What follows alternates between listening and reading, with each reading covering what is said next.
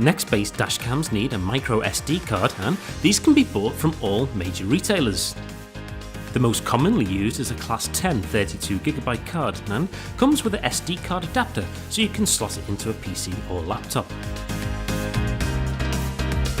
All next-based dashcams record continuously in 3-minute chapters.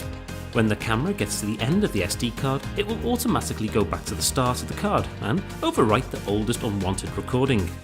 If you are involved in an accident, the G-force sensor in the camera will automatically lock the chapter. This will make sure that the recording is not accidentally overwritten. You can also manually lock files by pressing the Protect File button if you wanted to keep something that wasn't a crash, such as a third-party instance or a dangerous driver. On most cameras, you get around 4 hours of recording via a 32GB SD card before the dash camera loops. Higher end dashcams can take up to a 128GB SD card, should you wish to record for longer than 4 hours. When removing the SD card, please ensure the dashcam is turned off, so as not to corrupt the card. Once removed, insert into the adapter provided and plug into a PC or laptop to back up your files.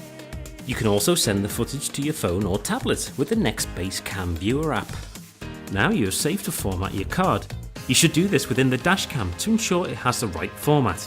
To do so, press Menu, then scroll down to Format SD card, then select OK when prompted. Your card is now successfully formatted.